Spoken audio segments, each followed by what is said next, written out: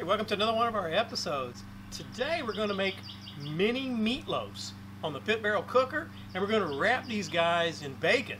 Now, we're not big meatloaf fans around here, so we're going to do this just a little bit different. I'm not going to use, tomatoes and ketchup and some of the more traditional ingredients.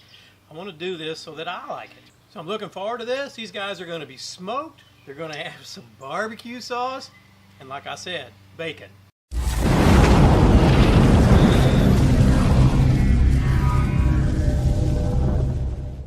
We're going to start here with, 2 tablespoons of olive oil. All right. What I've got here is about 3 ounces of chopped mushrooms, 1 green pepper, and 1 yellow onion. Now, we may not need all this, but I really don't have anything, remaining to do with a half of a green pepper or half of an onion. Here I'm going to add 2 teaspoons of minced garlic. You just want to cook this, 3-5 minutes, medium-high heat till you see these onions start to soften up and get a little translucent. I'm just going to put these veggies on a paper plate so we can drain off any excess water that came out of them during this little saute. We're going to start with 2 pounds of Angus beef, and that's out of Owenton, Kentucky. I got a teaspoon of tarragon and a teaspoon of Ancho Chili powder. Okay. Now I've got that onion and mushroom. I am going to put it all in there. I think it's going to be okay. And green pepper mixture. All right. Here we've got 1 cup of Panko breadcrumbs. I've got a cup of milk and 1 egg in here. All right. And then we want to add a couple of tablespoons of Worcestershire, or however you say it, sauce. Okay, love this stuff. And I'm just going to get this all incorporated. And once it's incorporated, I'll show you how we're going to make up these mini meatloafs. Now, to make these mini meatloafs up, I got this little device. You can actually make burgers with it. But what this will allow me to do is keep them all kind of the same size. You can certainly do this by hand, right? You don't have to have one of these, that's for dang sure. Okay. So let me just get this guy. I want these to be, roughly 1 inch thick, because we are going to wrap them in bacon, right? Again, doesn't have to be perfect. Okay. So I'm going to make 3 this way, and then we'll make another 3. And when I get them all made up, I'll show you how we'll put this bacon on. But the way this thing works, I'm sorry, in case you've never seen one of these guys before, is you just kind of, this just goes in the top. You can kind of squish it down a little bit so that they're, compact. All right, and then this whole thing just lifts out so that they're all kind of uniform. Now, just going to put this pan out, right? If you remember, each one had a little plastic divider, so we can get them off. And for the most part, if we did our job right, each one will stay together, be about the same size. All right. So what I'm going to do is make all this up, and then we'll get to the important part, the bacon.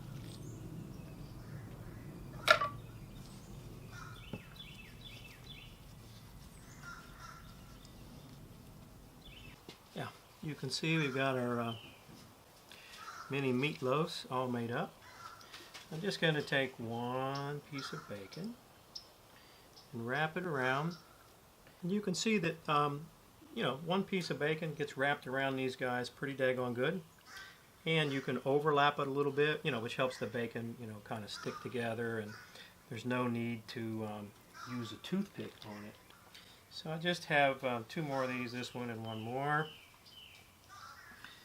Then we're going to season them just a little bit more and get them over to the cooker. At this point, you could hit these up with just some salt and pepper on the top. I have this Sucklebuster's Texas brisket rub, so that's what I'm going to use. You could use your own, if you have a beef seasoning that you like, that'd work. A barbecue seasoning, or like I said, you could just use salt and pepper. But I've got this brisket rub. I really, really like it. If you have any interest, the ingredients are sea salt, sugar, paprika, garlic, black pepper, onion, spices. The sun's beating down overhead. I hope you can see this okay. This pit barrel cooker has been preheated. I put on 6 pieces of pecan chunks. So we're using pecan wood today. All right. I'm just going to get all 5 of these guys on here. I'll get the lid on it. And then we'll check on it in about 40 minutes and see where we're at. Kind of looking forward to this. We're into this for 40 minutes. Oh, look at the color on that. Let me let the smoke clear so you can see it. We're going to sauce these guys today with this Old Mule barbecue sauce. So what I'm going to do here is brush each one of these guys with a little of this Old Mule barbecue sauce. We're not going to stop there. We're going to add just a little bit more to the tops of these guys once I get the barbecue sauce on. We've got our barbecue sauce on. Now we're going to come back in with some crumbled up fried bacon. And although I genuinely appreciate the comments I got last fall on a couple of my recipes worried about my cholesterol, it's 149. And the reason is because they make a pill that works quite well for that. So, I'm just going to sprinkle this crumbled up bacon on each one. Oh, by the way, you could put some cheese on there too if you wanted. And I think I'm going to pass on cheese today. So, I'm just going to put the lid back on, let that sauce caramelize a bit, and we're going to get them off. There's no doubt they're done. We're total cook time is a little bit less than 50 minutes. We're going to get these guys out of here. Now, this may be a trick, I don't know. Oh, not too bad.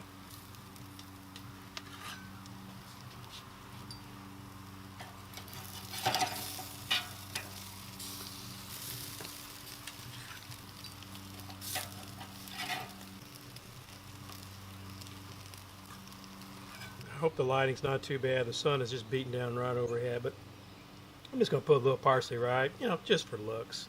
Doesn't do anything else. Give a little color. And I'm going to finish letting them rest here, about 10 minutes. Then we're going to give it a try. All right, we've got our meatloaves here, little mini meatloaves. Like I mentioned, I use this Old Mule barbecue sauce. This Old Mule's out of North Carolina, right? North Carolina knows all about barbecue. So we're going to cut one of these guys open, all right? Let you see what the inside looks like. Let me get this one out of the way. Hopefully you can see that from that side. There's what she looks like. Now let's cut off a piece here and get ready for the taste test, right? That's what it's all about. Doesn't matter what it looks like.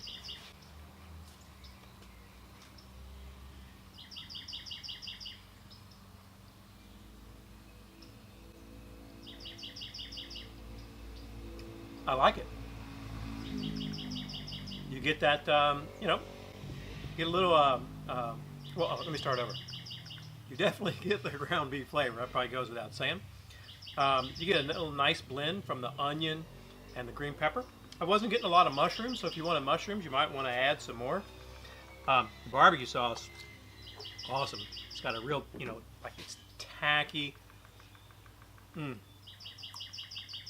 It's got a deep, if that's the way to describe it, a deep kind of tomatoey flavor. And, there's really not a lot to say about bacon, right? It makes everything awesome. So this sauce, let's see what it has. Tomato paste, vinegar, water, brown sugar, corn syrup, Worcestershire, salt, black pepper, onion powder, spices. So that'll give you an idea of what's in it. But it's really juicy. It's kind of like a combination between a ginormous burger and meatloaf. I definitely like this better than meatloafs with ketchup in them or tomatoes. And look, I'm probably the oddball. I appreciate that. But anyway, really nice recipe. You ought to give this one a try. If you've got any questions, comments about the recipe, just leave them down in the comment section. Thanks again for watching another one of our videos. If you hit that armadillo pepper icon, it'll get you subscribed.